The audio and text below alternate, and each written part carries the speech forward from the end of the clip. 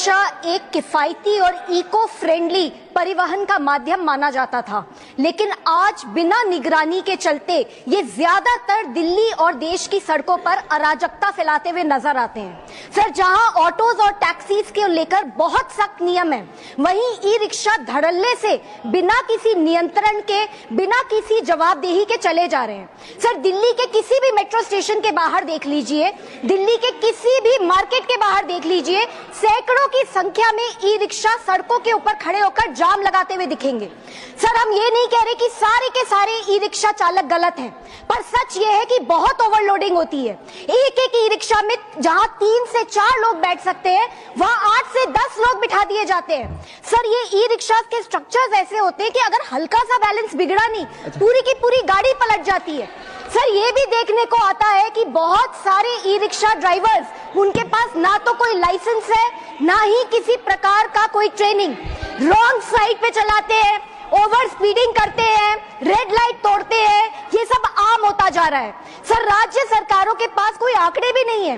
दिल्ली में ही बताया जाता है कि 2.5 लाख से ज्यादा ई रिक्शा सड़कों पे चल रहे हैं, पर कितनों के पास रजिस्ट्रेशन है, कितनों के पास लाइसेंस है, सर किसी को नहीं पता। सर, 1 महीने पहले एक 10 साल की बच्ची की दिल्ली में मौत हुई क्योंकि एक तेज रफ्तार ई रिक्शा आकर उससे टकरा गई।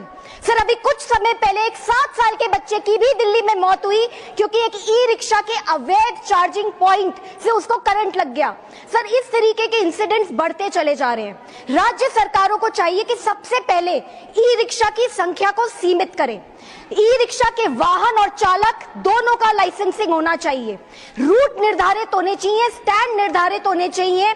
जितने अवैध चार्जिंग पॉइंट्स चल रहे हैं ई रिक्शा के, सबको बैन करना चाहिए, बंद करना चाहिए। और सबसे जरूरी बात, अगर कोई नियम तोड़े तो उसके ऊपर सख्त से सख्त कार्यवाही होनी चाहिए। सर, केंद्र सरकार को चाहिए कि राज्य सरकारों की इस इशू पे जवाबदेही तय हो।